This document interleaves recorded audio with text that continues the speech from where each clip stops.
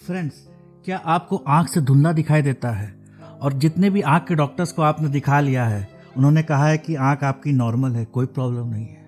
आपको हर समय कमजोरी सी महसूस होती है और आप जितने भी ब्लड टेस्ट करा ले, आपके अंदर कोई बीमारी नहीं मिलती है, तो आपको एंजाइटी डिसऑर्डर भी हो सकता है। फ्रेंड्स, मैं आपका हमसफर डॉक्टर प्रियदर्शी श्रीवास्तव, एक consultant neuropsychiatrist, de addiction specialist and sexologist, आया हूँ आपके सामने एंजाइटी डिसऑर्डर लेके एक और वीडियो। इस वीडियो में हम बायोलॉजिकल कारण यानी शारीरिक कारण एंजाइटी डिसऑर्डर के जानेंगे।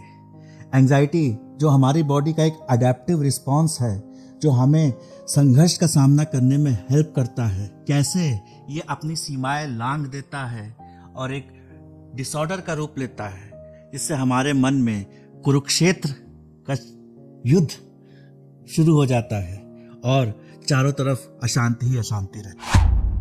किसी भी मेंटल इलनेस को हम एक बायो साइको सोशल मॉडल के लेंस से हम देखते हैं। बायो मीन्स बायोलॉजिकल यानी शारीरिक, साइको मीन्स साइकोलॉजिकल और सोशल मीन्स सामाजिक।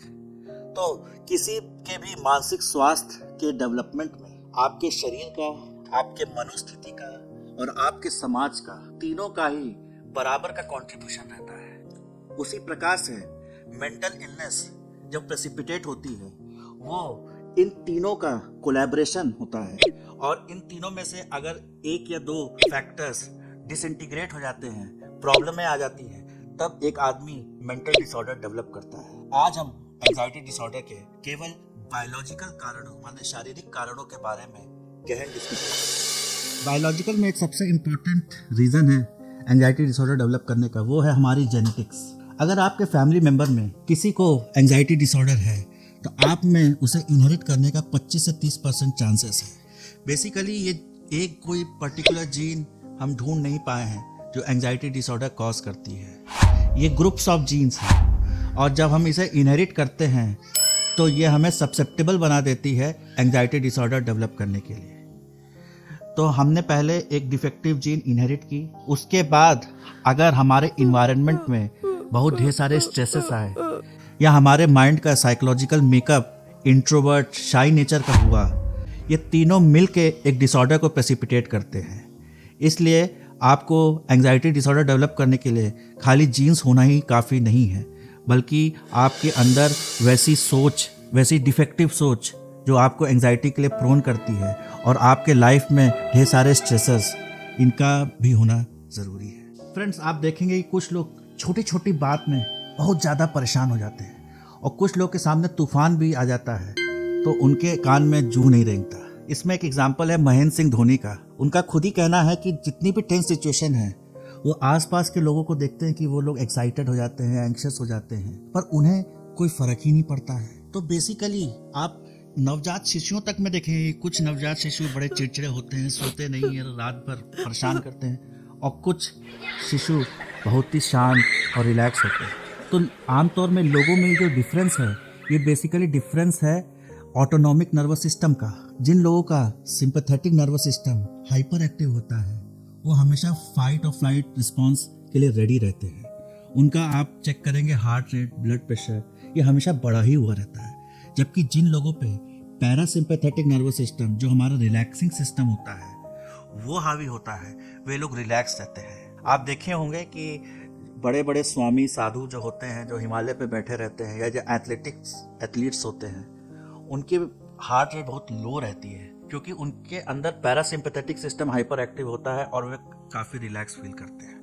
एंग्जाइटी को इनहेरिट करने में एक ये भी चीज़ का ध्यान रखना है कि हमारे फैमिली मेंबर में अगर किसी को एंग्जाइटी डिसऑर्डर है, तो हम उसकी जीन्स तो इनहेरिट करते ही हैं, हम उसका स्वभाव, उसका दुनिया देखने का नज़रिया, उसको देखकर जो हमारी सोशल लर्निंग होती है, जो हमने आपको लर्निंग वाले एपिसोड में बताया, सोशल लर्निंग से भी हम लोग एंजाइटी इनहेरिट कर लेते हैं। तो फ्रेंड्स, अब तक हमने ऑटोनॉमिक नर्वस सिस्टम में सिंपैथेटिक नर्वस सिस्टम की हाइपर एक्टिविटी पढ़ा।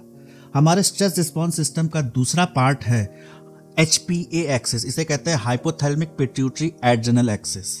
बेसिकली क्या होता है, जब अमिगडाला स्ट्रेस रिकॉग्नाइज करता है तो वो हाइपोथैलेमस को सिग्नल भेजता है।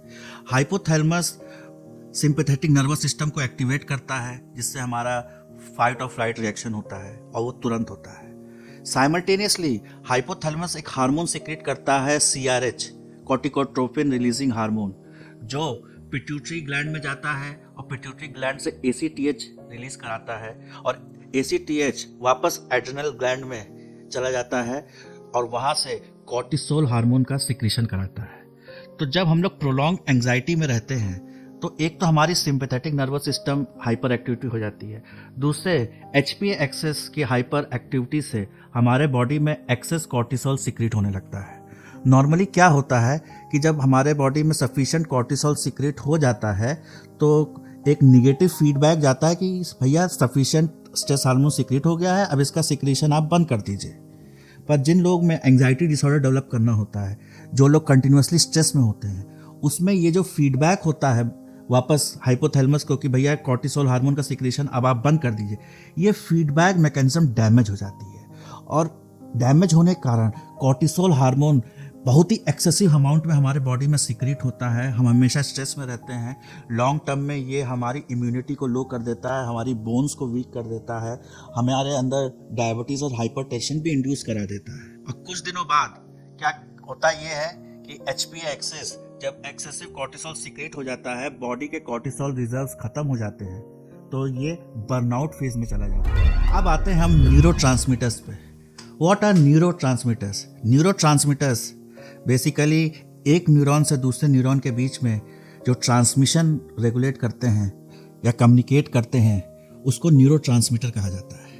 ये न्यूरोट्रांसमीटर सिस्टम बेसिकली हमारा जो स्ट्रेस रिस्पॉन्स सिस्टम है, जो हमारे HPA एक्सेस और ऑटोनॉमिक नर्वस सिस्टम द्वारा रेगुलेट होता है, ये उस पर ब्रेक्स डालेंगे या उस पर एक्सेलरेशन डालेंगे। तो ये न्यूरोट्रांसमीटर्स जो हमारे ब्रेन में विभिन्न जगहों पे पाए जाते हैं, throughout the brain they are found, तो वो न्यूरोट्रांसमीटर्स इस स्ट्रेस रिस्पॉन्स सिस्टम पे मॉड्यूलेशन का काम करते हैं। तो न्यूरो एक्साइटेटरी न्यूरोट्रांसमीटर्स कौन से होते हैं? जैसे norepinephrine, CRH, ACTH, cortisol, glutamate, cholecystokinin के। तो बेसिकली ये सब एक्साइटेटरी न्यूरोट्रांसमीटर है। अगर हम दवाओं द्वारा व किसी मेथड द्वारा इन न्यूरोट्रांसमीटर्स की एक्टिविटी बढ़ाते हैं तो हमारी एंजाइटी बढ़ेगी। उसके बाद हमें शांत करने वाले न्यूरोट्रांसमीटर्स भी हैं। ये न्यूरोट्रांसमीटर्स हैं GABA, gamma amino butyric acid, serotonin, melatonin, adenosine और कैनाबिनॉइड्स। तो हमारी दवाएं जो हम साइकेट्री में यूज करते हैं, जैसे SNRI, SSRIs, बेसिकली ये इन्हीं हार्मोन सिस्टम्स को मॉड्यूलेट कर हमारे स्ट्रेस रिस्पॉन्स को कंट्रोल करती है। औरत होना भी एक इम्पॉर्टेंट प्रीडिस्पोजिंग फैक्टर है हमें एंजाइटी डिसऑर्डर के लिए। औरतों में मर्दों की तुलना में एंजाइटी डिसऑर्डर डबल इंसिडेंस होता है। बेसिकली जो मेल हार्मोन्स होते हैं टेस्टोस्टेरोन, वो हमें प्रोटेक्ट करते हैं एंजाइटी डिसऑर्डर से। जब तक मेल्स और फीमेल्स की प्यूबर्टी नहीं आती, यानी अराउंड 13-14 साल की उम्र तक, तब तक प्रेवलेंस ऑफ एंजाइटी डिसऑर्डर दोनों मेल्स और फीमेल्स में बराबर है, बल्कि कुछ कम में तो एंजाइटी के सिम्टम्स बच्चों में मेल्स में ज़्यादा पाए जाते हैं। पर जैसे ही गर्ल्स में मेंस्ट्रुअल साइकिल शुरू होती है और उनके हार्मोन्स हर मंथ फ्लक्चुएट करते हैं, oestrogen hormone, oestradiol hormone, FSH hormone, तो इन हार्मोन्स के फ्लक्चुएशन से हमारा जो स्ट्रेस रिस्पॉन्स सिस्टम का हेडक्वार्टर है, जो जिसे हम एमिगडाला भी कहते हैं, ये सेंसिटाइज हो जाता है।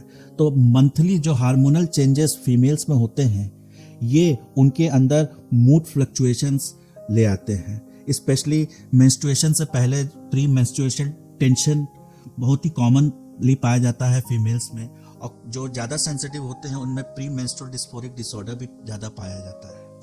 उसके बाद प्रेगनेंसी और डिलीवरी के समय भी बहुत ही तेज से हार्मोन्स ऊपर नीचे होते हैं और ये औरत के मेंटल कॉन्स्टिट्यूएंट्स को बहुत ही डिस्टर्ब करने के चांसेस रखते हैं।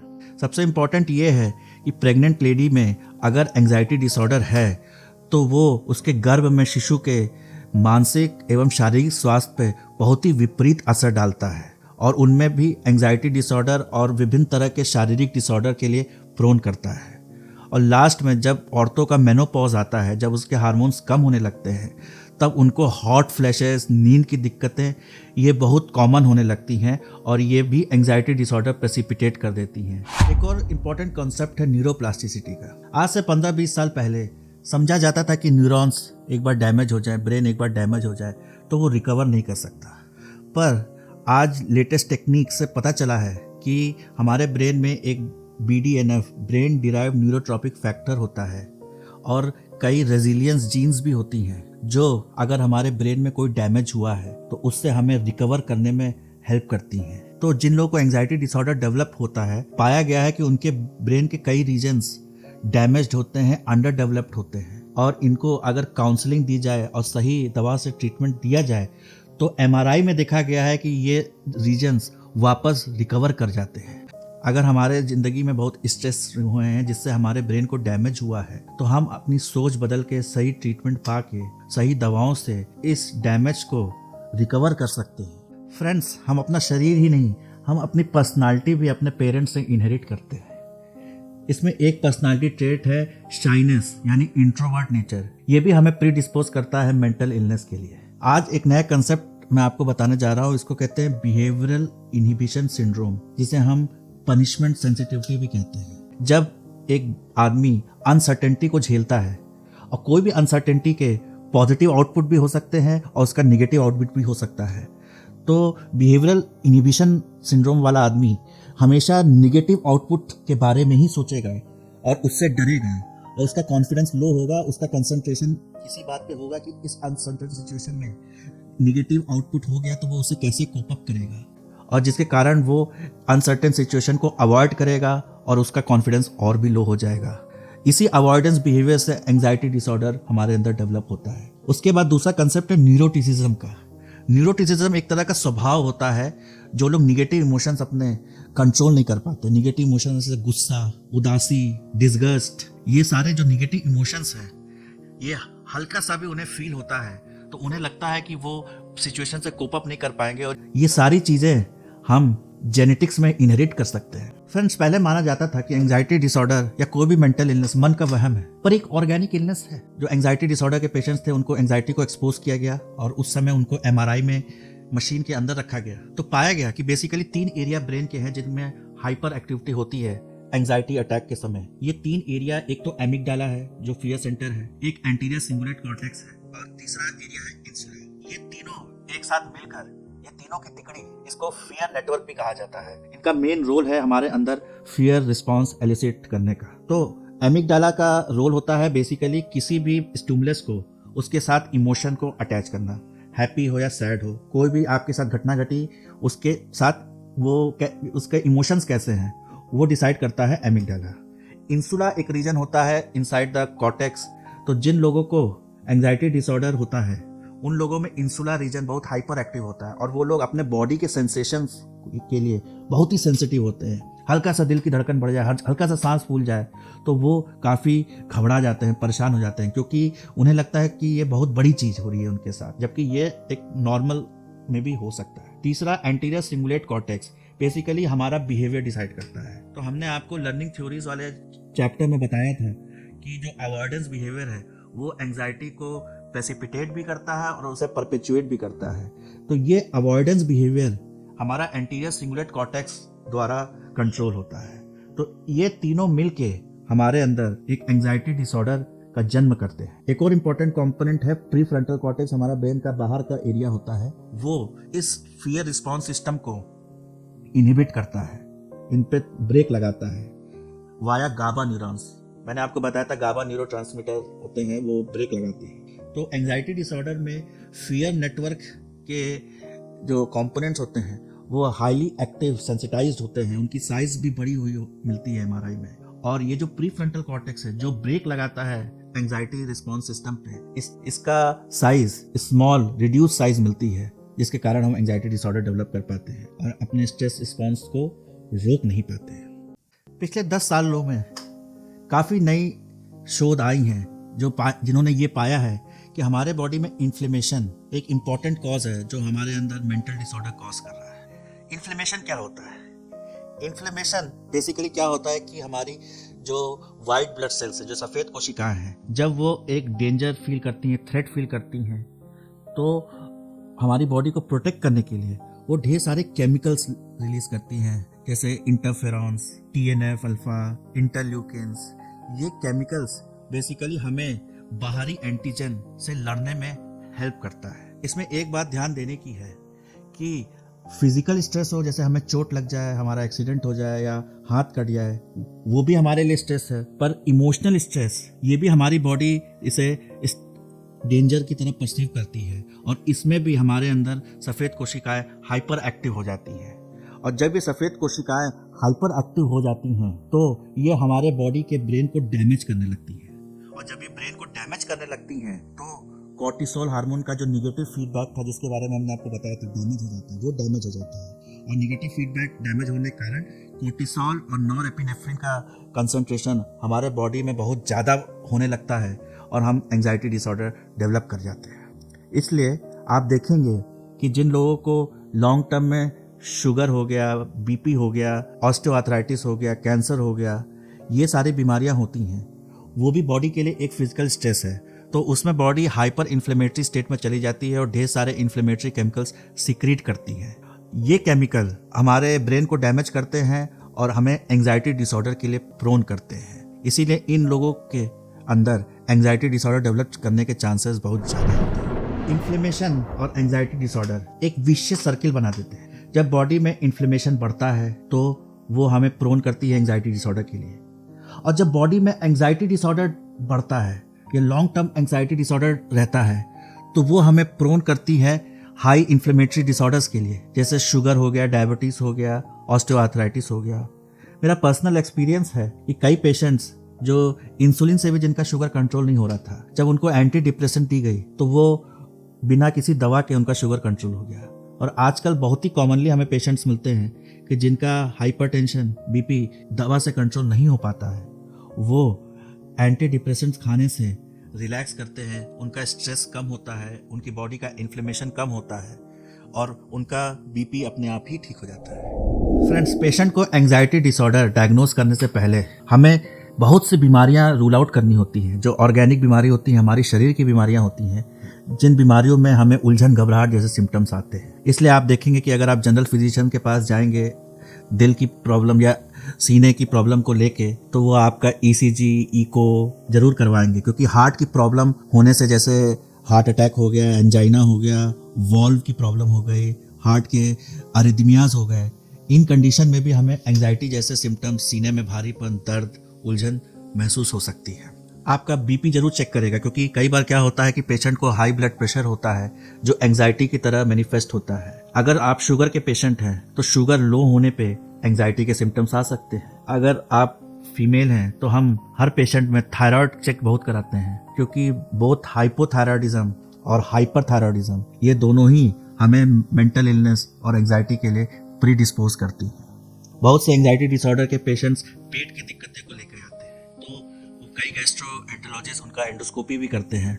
रूल आउट की कोई ऑर्गेनिक कॉज तो नहीं है जिसके कारण उनको पेट की दिक्कतें हो रही हैं, जबकि इरिटेबल बाउल सिंड्रोम में सारी जांचें नॉर्मल आती हैं। एस्थमा के पेशेंट में जब एस्थमा का अटैक आ रहा होता है तो उसे ऐसा लगता है जान निकल जाएगी, मर जाएंगे, उसे कंफ्यूज कर सकता है पैनिक अटैक से। एपिलेप्सी के पेशेंट में जब एपिलेप्टिक अटैक आ रहा है तो उसको भी आप एंजाइटी से कंफ्यूज कर सकते हैं। तो ऐसे शरीर में बहुत सी बीमारियां हैं और अनेक हार्मोनल प्रॉब्लम्स भी हैं जो एंजाइटी की तरह मैनिफेस्ट कर सकती हैं। तो हमें प्योर एंजाइटी डिसऑर्डर डायग्नोज करने से पहले ये सारी शारीरिक प्रॉब्लम्स रूल आउट कर लेनी चाहिए। और फ्रेंड्स, न्यूरो के बहुत से पेशेंट्स, जैसे जिन्हें डिमेंशिया होता है, स्ट्रोक के पेशेंट्स होते हैं, पार्किंसंस के पेशेंट्स होते हैं, इन लोगों में anxiety and depression 60 to 70% chances होते हैं। तो हमें उन पेशेंट्स को भी ध्यान से देखना है। फ्रेंड्स, अब आते हैं कुछ कॉमन मेडिसिन पे जो खुद एंजाइटी कॉज कर सकती हैं। आप जो सेरिडॉन खाते हैं उसमें कैफीन होता है, उसको खाने से भी एंजाइटी प्रेसिपिटेट हो सकती है। एस्थमा की दवाएं, स्टेरॉइड्स, बीपी की दवाएं, पार्किंसन डिजीज की दवाएं, एपिलेप्सी की मेडिकेशंस, थायराइड की मेडिकेशंस, कुछ पेशेंट्स को attention deficit hyper activity disorder के लिए स्टिमुलेंट्स दिया जाता है। ये सब खुद भी एंजाइटी क्रिएट कर सकती हैं। इसलिए अगर आपको एंजाइटी जैसे सिम्टम्स हैं तो अपने डॉक्टर को अपनी मेडिकेशन हिस्ट्री, जो जो दवाएं आप खा रहे हैं, वो सब आपको दिखाना बहुत ज़रूरी है। कई बार तो बीपी की दवाओं से भी एंजाइटी प्रेसिपिटेट हो सकती है। फिर फ्रेंड्स आते हैं नशा और एंजाइटी के बीच के रिलेशन को। एंजाइटी और नशा का चोली दामन का साथ है। 60 to 70% लोग जिन्हें एंजाइटी डिसऑर्डर होता है वो नशे का सहारा लेते हैं अपने आप को मेडिकेट करने के लिए। नशा शॉर्ट टर्म में उन्हें हेल्प करता है, उनको तुरंत रिलैक्स देता है, पर लॉन्ग टर्म में ये उनके एंजाइटी डिसऑर्डर को और भी बढ़ा देता है। उनके अंदर विड्रॉल सिम्टम्स डेवलप होने लगते हैं, क्रेविंग्स डेवलप होने लगती हैं, जिसके कारण उनका नशे का सेवन और भी बढ़ता चला जाता है और वे इस जाल में फंस जाते हैं। ऐसा भी देखा गया है कुछ पेशेंट्स में कि वो उनमें कोई एंजाइटी डिसऑर्डर नहीं हो और वो नशे का सेवन कर रहे हैं तो उनके अंदर डिसऑर्डर डेवलप हो गया। मेरे बहुत से पेशेंट्स ऐसे हैं जिन्होंने कैनबिस कंजम्पशन, जिसे भांग भी कहा जाता है, भांग खाने के बाद उनको पैनिक अटैक सा फील हुआ और उसके बाद उनमें पैनिक डिसऑर्डर डेवलप हो गया। इसलिए नशा एंजाइटी के लिए जहर है। फ्रेंड्स, आज मेरे साथ जुड़ने के लिए धन्यवाद। आज हमने एंजाइटी के ऑर्गेनिक यानी बायोलॉजिकल कारणों के बारे में डिस्कशन किया। ये तो केवल 1/3 डिस्कशन है, क्योंकि हमने आपको पहले बताया था कि एंजाइटी के डिसऑर्डर को हम स्टडी करने के लिए हम बायो साइको सोशल मॉडल, जिसमें बायोलॉजिकल, साइकोलॉजिकल और सोशल फैक्टर्स को डिस्कस करना है। अभी आज हमने खाली बायोलॉजिकल फैक्टर डिस्कस किए और इस वीडियो के माध्यम से मैं लोगों में एंजाइटी डिसऑर्डर के प्रति जागरूकता फैलाना चाहता हूँ, क्योंकि एंजाइटी हमारी लाइफ का नॉर्मल हिस्सा है और आजकल इतनी कॉमन हो गई है कि कब ये बीमारी में कन्वर्ट हो जाए ये किसी को पता भी नहीं चलता है। और जानकारी ही इस बीमारी से लड़ने का सबसे अच्छा तरीका है। फ्रेंड्स, आज के लिए इतना ही। अपना ख्याल रखिएगा। धन्यवाद।